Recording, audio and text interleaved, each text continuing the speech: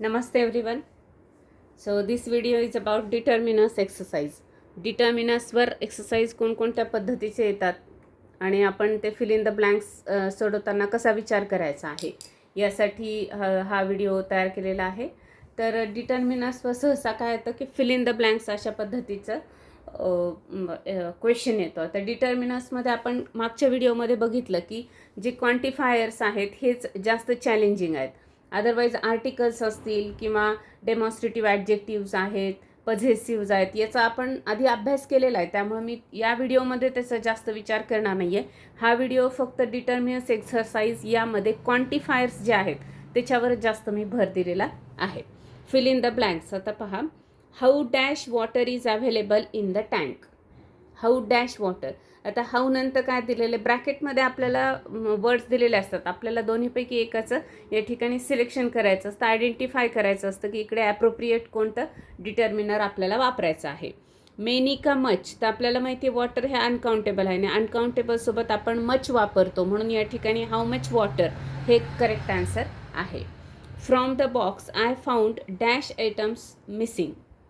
पहिले आपल्याला जे लक्षात घ्यायचं आहे की हे जे नाऊन आहे ना, तर हे नाऊन काउंटेबल आहे का अनकाउंटेबल आहे, कारण त्याच्यावरच डिपेंड आहे की आपण कोणतं या ठिकाणी डिटर्मिनर किंवा क्वांटिफायर त्या ठिकाणी वापरणार आहोत.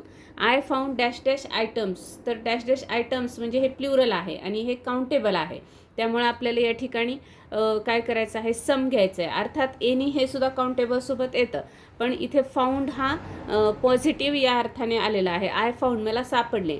आय कांट फाउंड असं जर असतं, आय कांट फाइंड असं असतं, तर या ठिकाणी आपल्याला एनी वापरावं लागलं असतं. पण हे वाक्य पॉझिटिव्ह आहे त्यामुळे आपण या ठिकाणी सम वापरलेलं आहे.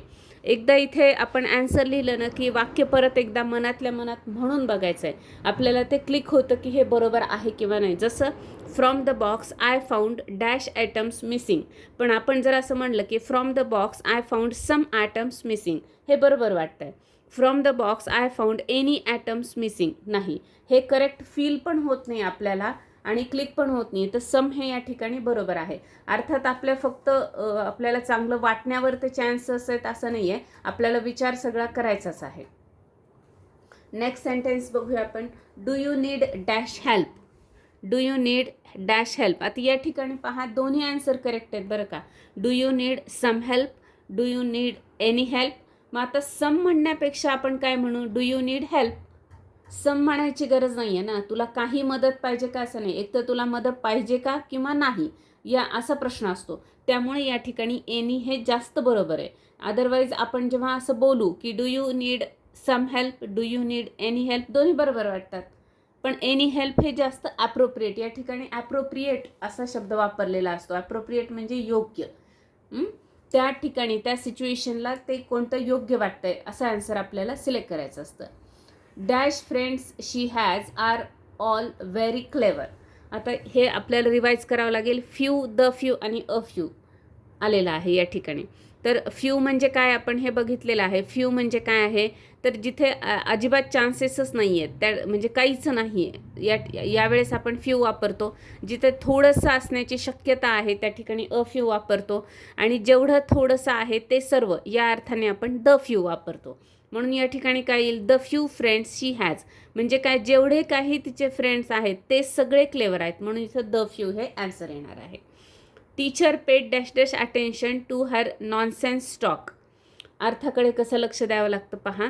लिटल म्हणजे काय, या ठिकाणी परत जे काय आहे तिथं अजिबातच असण्याचा संभव नाही आहे. लिटल, थोडंसं असेल तर अ लिटल, आणि जे आहे ते सर्व या अर्थाने द लिटल वापरायचं आहे. मग टीचर पेड लिटल अटेन्शन म्हणजे काय, आता हे अटेन्शन दिले पण नॉनसेन्स टॉक असल्यामुळे टीचरने ॲक्च्युली इथं अटेन्शन नाही, इथं काय शब्द पाहिजे होता, टीचर निग्लेक्टेड असं पाहिजे. पण लिहिताना कसं लिहिलं आहे, टीचर पेड लिटल अटेन्शन म्हणजे जवळपास दिलंच नाही, म्हणून इथं अ लिटल न वापरता लिटल हा शब्द वापरलेला आहे किंवा ते आन्सर करेक्ट आहे. They have dash cows. हे सोपं आहे. मच, मेनी काउंटेबल नाऊन आहे त्यामुळे या ठिकाणी मच येणार नाही, मेनी येणार. We have dash food for us. We have enough food for us. Positive वाक्य आहे. एनी, वी डोंट हॅव असं असतं तर काय आलं असतं, एनी आलं असतं. We don't have any food for us, तर डोंट हॅव असतं तर एनी, पण इथं पॉझिटिव्ह वाक्य आहे, अफर्मेटिव्ह वाक्य आहे, त्यामुळे इनफ फूड हे बरोबर आहे. आणखी काही सेंटेन्सेसचा आपण विचार करणार आहेत आज. Next is she takes dash interest in drawing. She takes dash interest in drawing a lot of का लॉट्स ऑफ. जर हे काउंटेबल नाऊन असेल तर लॉट्स ऑफ येतं आणि अनकाउंटेबल असेल तर अ लॉट ऑफ येतं. अनकाउंटेबल आहे त्यामुळे she takes a lot of interest in drawing. Dash students take interest in drawing. A lot of का लॉट्स ऑफ. स्टुडंट्स हे काउंटेबल आहेत म्हणून काय येणार आहे lots of. Lots of students take interest in drawing. या पद्धतीने त्याचा आन्सर येईल. नेक्स्ट बघूया. पहा आता. I don't have dash news about examination. Don't have आलं की एनी येतं. फ्यू न्यूज तर येणारच नाही, सम न्यूज पण येणार नाही, किंवा डोंट नसतं इथे. आय हॅव सम न्यूज असं म्हटलं असतं आपण, किंवा आय हॅव अ न्यूज असं पण म्हणता आलं असतं आपलं. आय हॅव द न्यूज हे पण आलं असतं.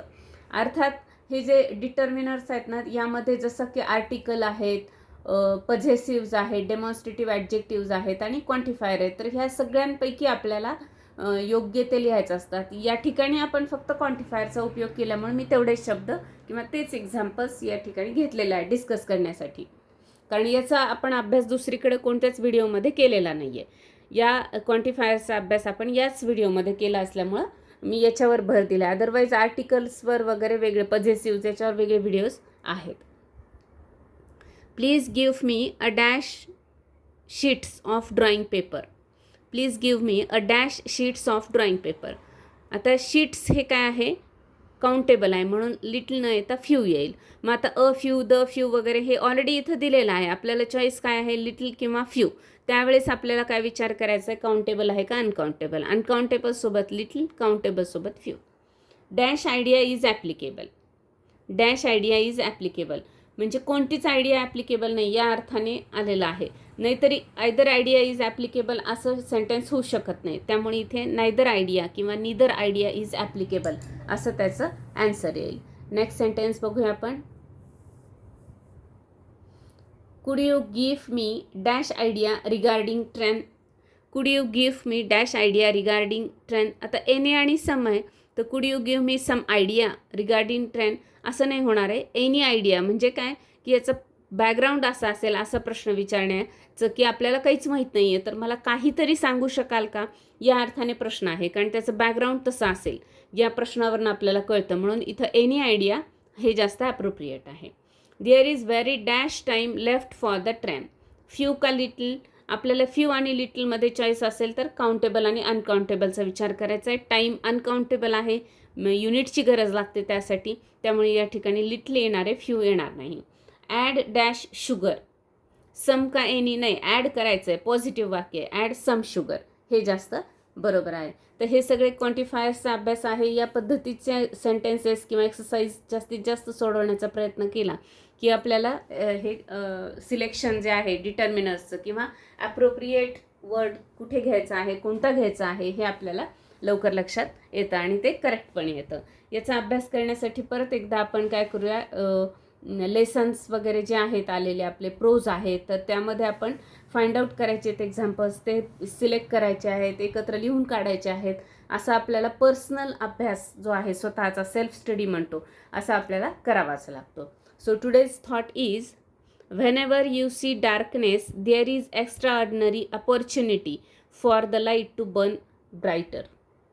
आपल्याकडे एक म्हण आहे, जेव्हा देव एक दरवाजा बंद करतो तेव्हा त्याने दुसरा उघडलेला असतो, असे एक म्हण आहे. त्याच अर्थाचा हा थॉट आहे, त्याच अर्थाचा हा एक सुविचार आहे.